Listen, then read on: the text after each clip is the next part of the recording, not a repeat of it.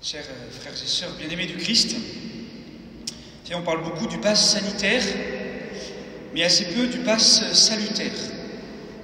Bien dommage.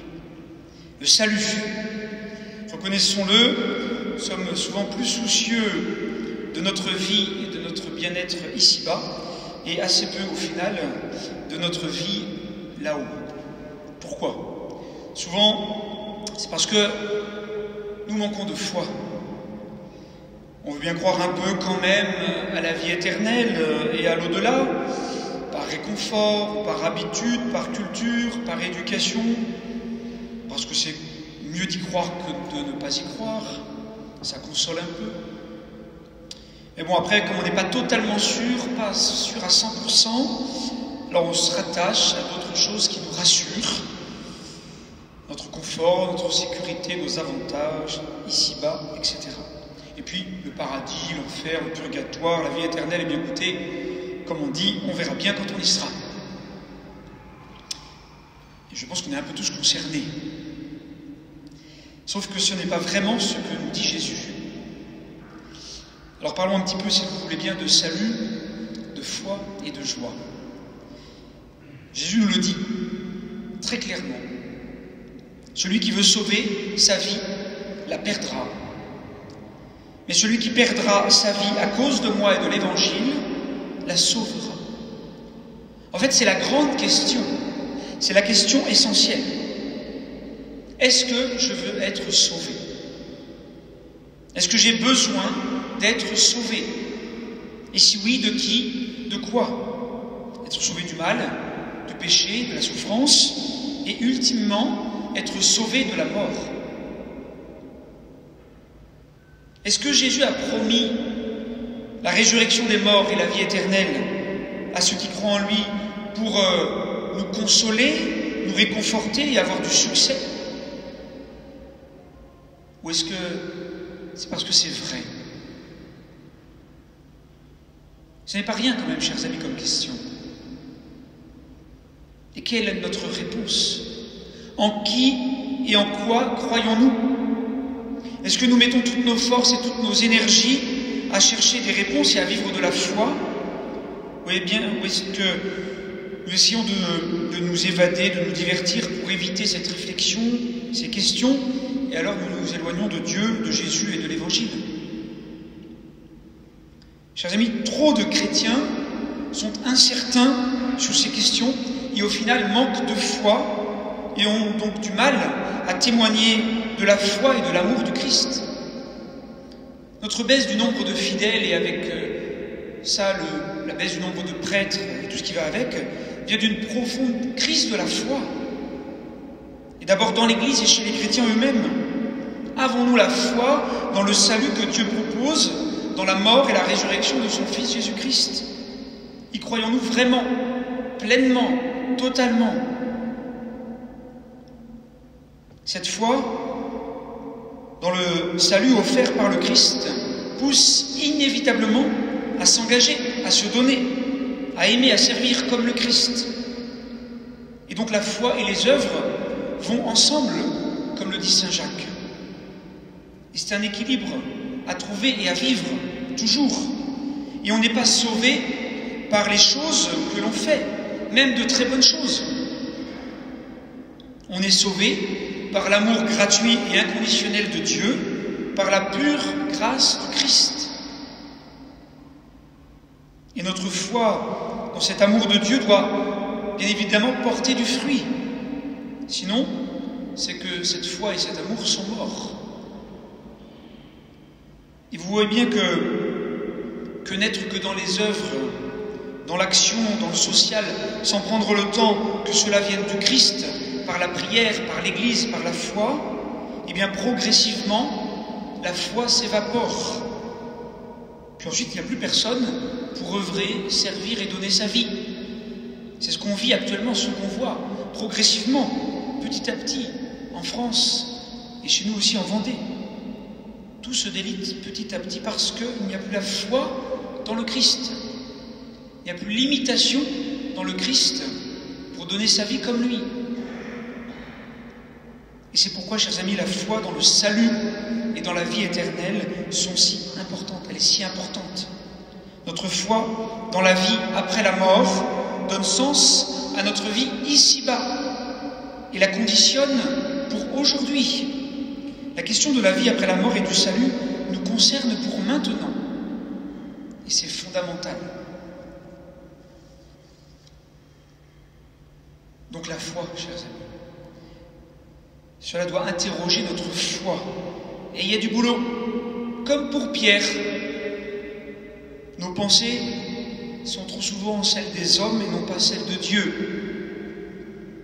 On croit ce qu'on a envie de croire. On prend ce qui nous va, ce qui nous intéresse. Et surtout, on ne veut pas souffrir. Pas de croix, pas d'épreuve. Comme Pierre qui fit de vifs reproches à Jésus qui annonçait sa passion et sa mort sur la croix. Et donc trop souvent, à la moindre et première épreuve, on accuse Dieu et on le laisse tomber. J'ai été déçu de Dieu, je n'ai pas été exaucé comme je l'attendais, j'ai souffert, donc Dieu, j'y crois plus, je n'y crois pas. Réaction légitime et tellement humaine. Mais notre Dieu, chers amis, n'est pas un grand horloger, ou un grand magicien, ou un grand commerçant. Je te donne ça, tu me donnes ça, et on est quitte. Non. Et c'est pour ça, chers amis, que notre Dieu et l'Évangile sont profondément vrais, qu'ils sont la vérité. C'est parce qu'ils ne nous évitent pas la souffrance, la croix ou la mort. Pas de fausses promesses. Pas de fausse magie, pas d'anesthésiant, de calmant ou de morphine pour nous éviter de souffrir. Et Jésus le dit très clairement. Si quelqu'un veut marcher à ma suite, qu'il renonce à lui-même, qu'il prenne sa croix et qu'il me suive. Désolé de vous décevoir, les amis. La vie chrétienne, c'est tout sauf un réconfort. Comme trop souvent certains le pensent, d'un regard extérieur. La vie chrétienne, la croix, c'est pas hyper séduisant ni très sexy. Désolé, c'est comme ça. Ce n'est pas un ersatz ou une drogue pour oublier les problèmes et fuir le réel. Oh que non! Et c'est pourtant là le lieu de la joie la plus profonde et la plus vraie. Le salut, la foi et la joie, chers amis. Jésus ne nous évite pas la croix, ni le mal, ni la souffrance, ni la mort. Lui-même, le Fils de Dieu, les a vécus jusqu'au bout, comme personne sur cette terre. Et il sait de quoi il parle. Ce qui change tout, c'est de savoir, c'est de croire que Jésus vit tout cela avec nous. Qu'il porte avec nous notre croix. Que Jésus est notre compagnon de route, qu'il marche à nos côtés et nous soutient. Plus nous approchons de Jésus, plus nous avons foi en Jésus, et plus, parfois, les croix sont lourdes et difficiles. Et Jésus ne nous demande jamais plus que ce qu'on peut porter. Et il nous donne la grâce pour être capable de le suivre. Mais il faut qu'on lui ouvre notre cœur et qu'on ait foi en lui. Oui, nous devons avoir confiance en Jésus.